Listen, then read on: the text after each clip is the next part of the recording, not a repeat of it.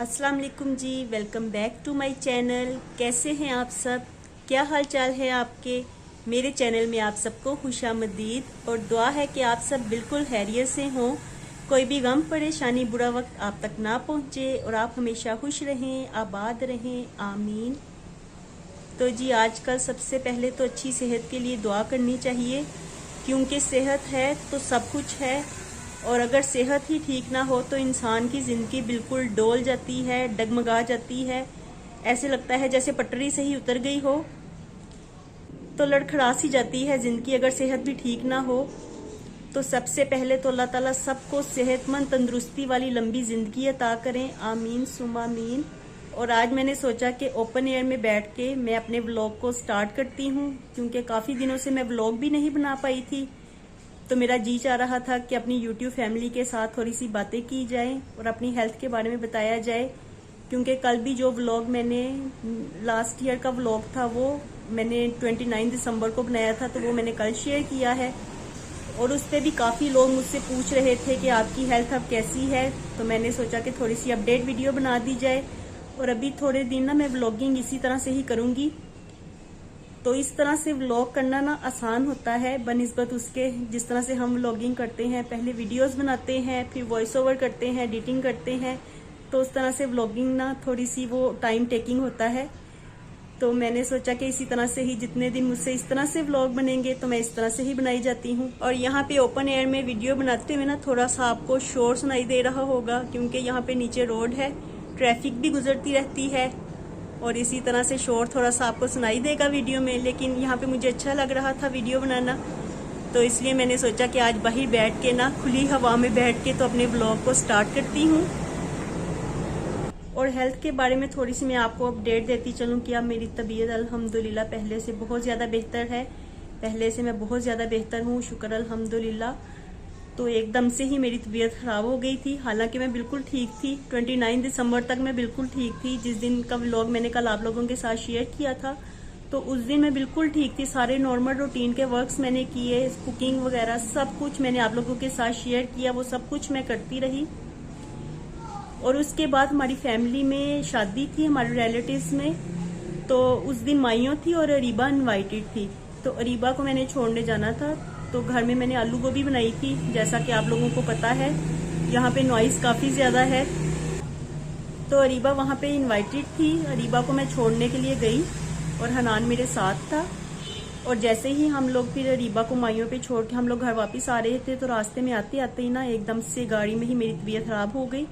तो ऐसे बहुत ज़्यादा ना हीट, मेरे फेस में से बहुत ज़्यादा हीट निकल रही थी और इस तरह मेरे हाथ पांव बिल्कुल ठंडे थे और हीट निकल रही थी बहुत ज़्यादा ना मेरे फेस में से। और बिल्कुल घबराहट मुझे ऐसे फील हो रही थी। तो गाड़ी में कभी अगर मैं शीशा खोलती थी गाड़ी का तो सर्दी लगने लग जाती थी, क्योंकि उस दिन सर्दी भी काफ़ी ज़्यादा थी। और अगर मैं गाड़ी का शीशा बंद करती थी तो इस तरह से फॉग आ जाती थी और कुछ भी दिखाई नहीं देता था। तो मुझे थोड़ी देर के लिए हीटर मैं कभी चलाती थी, कभी बंद करती थी, और बड़ी बेचैनी में ना वो टाइम गुजर रहा था। और जैसे ही हम लोग अपने घर के पास थे ना, तो मैंने हनान से कहा, हनान मेरे साथ ही था, तो मैंने हनान से कहा कि किसी डॉक्टर को ना दिखाएं, मुझे मेरी तबीयत ठीक नहीं लग रही, मुझे ब्लड प्रेशर हाई लग रहा है। तो हनान ने कहा कि चलते हैं हम। और जब हम वहाँ पे गए तो उन्होंने पहले तो मेरा ब्लड प्रेशर चेक किया और फिर उन्होंने वहीं पे हमें बिठा दिया। मतलब 2 घंटे उन्होंने वहीं पे मुझे बिठाई रखा और काफ़ी अच्छी तरह से ना डॉक्टर ने मेरा कंप्लीट चेकअप किया। उन्होंने मुझसे पूछा, सारी डिटेल्स वगैरह पूछी। उन्होंने कंप्लीट मेरा चेकअप करने के बाद ना उन्होंने मुझे ये बताया कि आपका बीपी इस वक्त काफ़ी ज़्यादा हाई है, तो अभी आप ना ये मतलब नींद वगैरह का भी उन्होंने मुझसे पूछा, क्योंकि नींद मेरी काफ़ी डिस्टर्ब है, नींद का मुझे काफ़ी ज़्यादा प्रॉब्लम है, नींद मुझे जल्दी आती नहीं है। तो उन्होंने मुझे यही कहा कि आपको ना थोड़ा सा नींद का इशू है, उसकी वजह से स्ट्रेस भी है और इसलिए आपको ना फिर ना आपका बीपी काफ़ी ज़्यादा शूट अप कर जाता है।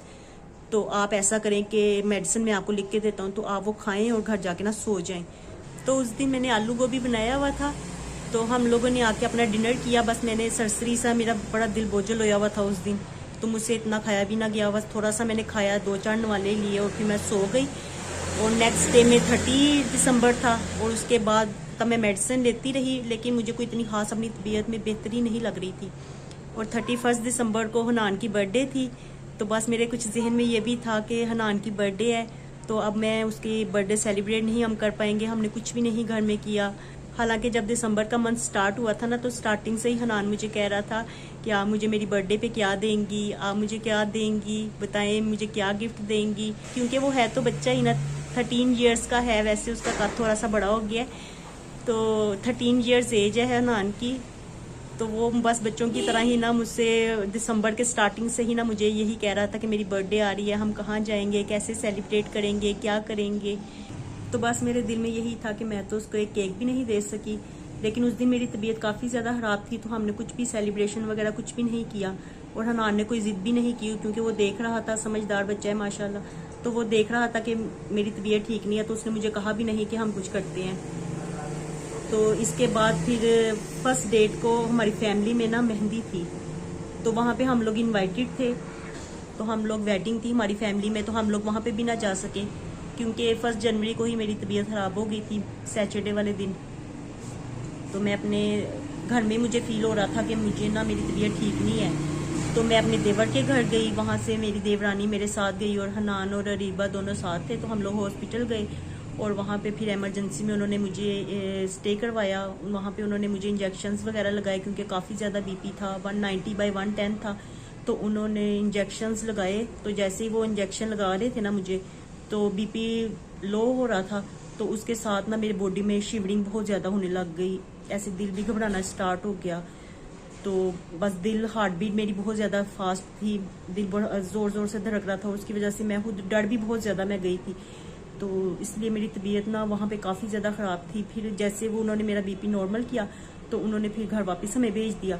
तो मैं फिर अपने घर भी नहीं आई, मेरी देवरानी फिर मुझे अपने घर ही ले गई। वहाँ पे फिर हम लोगों ने नाइट को हमने स्टे वहीं पे किया। हनान और अरीबा मेरे साथ थे, और अम्मी और मुर्तज़ा दोनों घर में थे। तो बस इसी तरह से ना उसके बाद से फिर बहुत ज़्यादा ना मुझे कमज़ोरी फील हो रही है, अभी भी कमज़ोरी, अभी भी, हालांकि काफ़ी दिन गुजर गए हैं, 1 जनवरी की ये बात है, लेकिन अभी भी ना मुझे काफ़ी ज़्यादा ना कमज़ोरी फील होती है। ऐसे अंधेरा भी आता है आंखों के आगे, चक्कर वगैरह आते हैं, तो कमज़ोरी काफ़ी ज़्यादा फील होती है। और कुछ बस जो फिर परहेजी खाना खा के, और मुझे बस इस तरह से अब लग रहा है कि मुझे डार्क सर्कल्स भी ना काफ़ी ज़्यादा, मुझे ऐसे फील हो रहा है कि डार्क सर्कल्स काफ़ी ज़्यादा हो गए हैं ना एकदम से। तो एकदम से मेरी तबीयत बस इस तरह से ख़राब हुई है, लेकिन अल्लाह का शुक्र है अल्हम्दुलिल्लाह, पहले से काफ़ी ज़्यादा मैं बेहतर हूँ। और अगर परहेजी खाने की बात की जाए ना, तो समझ ही नहीं आती कि आप खाएं क्या क्या ना खाएं। जो भी चीज़ मैं खाने लगती हूँ तो मुझे ऐसे लगता है इसके साथ मेरा बीपी हाई ना हो जाए। तो बस जो समझ में आती है ना, बस परहेजी मैं इस वक्त खा रही हूँ। और कल ना मैं अपनी FB चेक कर रही थी, तो वहाँ पे एक पोस्ट मैंने देखी, तो उस पोस्ट में लिखा हुआ था कि अगर आप दवाइयों के बगैर चलते फिरते हैं और परहेज़ के बगैर खाते पीते हैं तो कहें अल्हम्दुलिल्लाह। तो ये बात ना एकदम से मेरे दिल को इतनी छू सी गई, ऐसे मेरी आंखों में एकदम से आंसू भी आ गए। और मैं वाकई ये बिल्कुल ठीक बात है। और ये इस बात की कदर ना उन लोगों से पूछी जाए कि जो परहेज़ के साथ खाते पीते हैं, जो दवाइयों के साथ मतलब अपने आप को ट्रीट करने की कोशिश करते हैं। क्योंकि अल्लाह ताला का बनाया हुआ जो सिस्टम है ना, हम उसमें कुछ भी नहीं, हम अपनी तरफ से कोई बेहतरी नहीं ला सकते। हमारे जिस्म का जो सिस्टम अल्लाह ताला ने बनाया है ना, वो अल्लाह ताला ही चला रहे हैं। तो अल्लाह ताला से बेहतर तो हम लोग उसको ठीक नहीं कर सकते। क्योंकि मैं पहले बीपी एकदम से मेरा शूट हो गया, और उसको ठीक करने के लिए, नॉर्मल करने के लिए मेडिसिन ली, तो एकदम से मेरा बीपी डाउन हो गया। और अब ऐसे 90/70 इस तरह, 95 मॉर्निंग में, आज मॉर्निंग में 95/70, मतलब इतना लो, एकदम से इतना हाई और एकदम से इतना लो। यानी कि अगर हम सिस्टम को ठीक करने की कोशिश करें ना मेडिसिन के साथ, तो ये इंसान सेहतमंद जो होता है ना, उसको पता नहीं चलता, जो मर्जी खा पी ले परहेज़ के बगैर, जो मर्जी जो दिल किया वो आप लोगों ने खा पी लिया। तो अगर हम इस तरह से परहेज़ के साथ खाते हैं, कभी अच्छा नहीं लगता, कभी लगता है क्या, लेकिन फिर मजबूरी, खाना तो पड़ेगा ना, कुछ दिन तो खाना पड़ेगा। तो जैसे डॉक्टर्स ने कहा इन बातों को तो फॉलो करना ही पड़ेगा। तो बस मैं यहाँ पे आज बैठी हुई थी, यहाँ पे बैठे बैठे ना मगरिब का टाइम भी हो गया, इस वक्त अंधेरा भी हो गया। तो मैंने सोचा कि इस तरह से थोड़ा सा ना, थोड़े दिन ना इस तरह से व्लॉगिंग की जाए। लेकिन इस तरह से व्लॉगिंग करना ना, थोड़ा सा मेरे हाथ में पेन वगैरह हो जाती है। कभी मैं इस बाजू की तरफ करती हूँ, कभी मैं दूसरे बाजू की तरफ करती हूँ। तो मैं आप लोगों के साथ ना हमेशा सीधी सीधी बात करती हूँ, क्योंकि मैं बिल्कुल सीधी सादी बंदा हूँ। जिस तरह के आप हैं उसी तरह की ही मैं हूँ। सिर्फ हम लोगों में डिफरेंस ये है कि आप लोग अपने शौक के लिए यूट्यूब पे आते हैं और मैं अपनी मजबूरी के लिए यूट्यूब पे आई हूँ। तो सिर्फ डिफरेंस ये है हम में, और इसके अलावा कोई डिफरेंस नहीं है। तो बस सादी सी बंदा हूँ मैं, आप लोगों के साथ सीधी सीधी बातें कर देती हूँ। जो मेरे दिल में आता है वो मैं आप लोगों के साथ कर देती हूँ। खुश होती हूँ तो खुशी के साथ लोग शेयर, आ जाओ इधर आ जाओ। खुश होती हूँ तो खुशी के साथ लोग शेयर कर देती हूँ, और अगर दुखी होती हूँ तो रो के आप लोगों को दिखा देती हूँ। तो आप मेरी फैमिली का हिस्सा हैं, तो मैं आप लोगों के साथ जैसे मर्जी बातें कर सकती हूँ। और आप लोगों ने इतनी ज़्यादा मुझे दुआएं दी, इतनी ज़्यादा मेरे लिए प्रेयर्स की, तो इस सब की जज़ा आप लोगों को अल्लाह ताला इंशाल्लाह ताला ज़रूर देंगे। और अल्लाह ताला आप सब लोगों को जज़ाए खैर दें, सलामत रहें, सब लोग अपने घरों में खुशी खुशी रहें, और कोई भी दुख, किसी भी दुख परेशानी और गम तकलीफ का साया आप लोगों तक ना पहुंचे। तो कुछ दिनों तक ना आप लोगों को मेरे व्लॉग्स ना इसी तरह ही मिलेंगे, और इस तरह से भी अब ट्राई करते हैं कि इस तरह से व्लॉग्स किस तरह से, मतलब ज्यादातर लोग तो इस तरह से व्लॉगिंग करते हैं ना, इस तरह कैमरा हम मोबाइल वगैरह हाथ में पकड़ लेते हैं और व्लॉगिंग स्टार्ट कर देते हैं। तो मैंने स्टार्टिंग से इस तरह रखा हुआ था कि मैं वीडियो बनाती थी और उसके बाद से वॉइस ओवर करती थी, लेकिन मैंने कहा कि तजर्बा करते हैं कि अब इस तरह से व्लॉग बनाना ना कैसा रहेगा। तो ये देखिए जी मुर्तजा आया हुआ है। तो मुर्तजा, कैसे मुर्तजा आप ठीक हो? तो चलिए जी अंदर चलते हैं, अंदर जाके देखते हैं कि अंदर क्या हो रहा है। इस वक्त बाहर तो काफी अंधेरा हो गया है।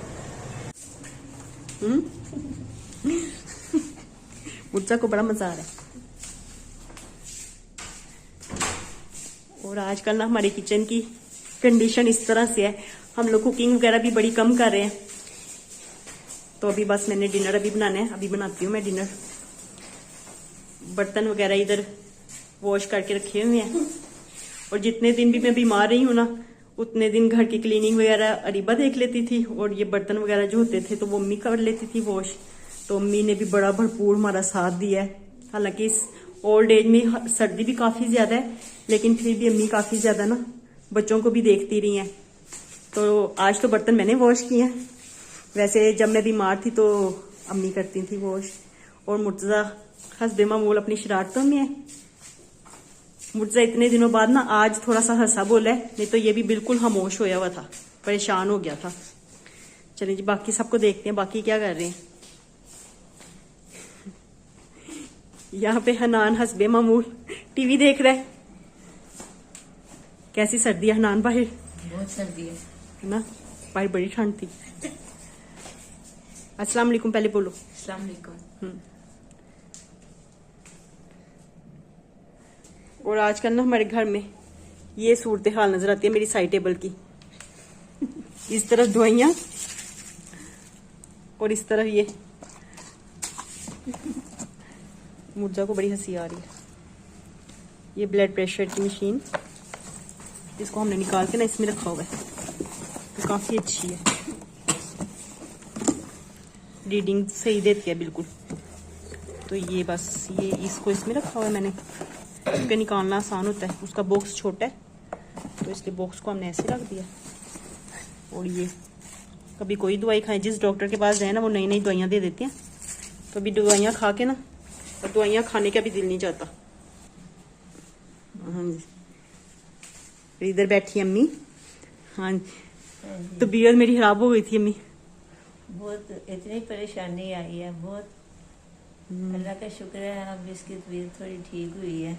नहीं तो एकदम बहुत हमें इतनी परेशानी आई है, बहुत हम 5-6 दिन इतने परेशान ही रहे हैं, टेंशन में।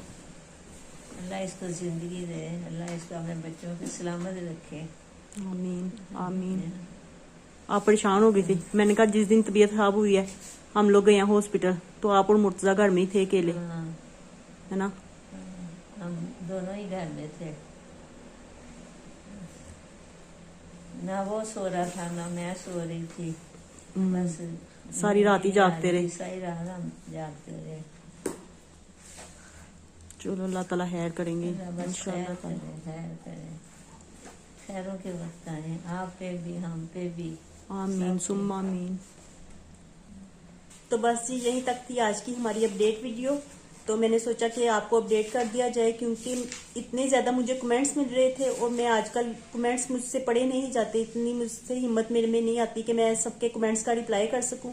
और जैसे ही मैं फिर ठीक होंगी ना, तो मैं आपके सारे कमेंट्स के रिप्लाई इंशाल्लाह ताला ज़रूर करूंगी।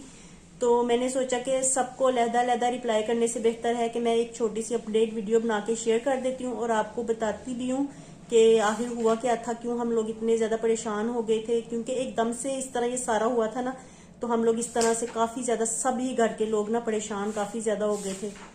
तो बस ये मेरी अपडेट वीडियो थी और इसके साथ ही मैं आपसे लेती हूँ इजाज़त। फिर मिलूंगी दोबारा अपनी नई वीडियो में, तब तक के लिए अल्लाह हाफिज। आप भी दुआ करें मेरी बेटी के लिए, खास तौर पे दुआ करें, और इन बच्चों के लिए भी। अल्लाह ताला आप सबको भी खैर खैरियत से रखे, अल्लाह आपको खुशियाँ दे, अल्लाह में सबके गम दूर करे। आमीन सुम आमीन। अल्लाह हाफिज। अल्लाह हाफिज।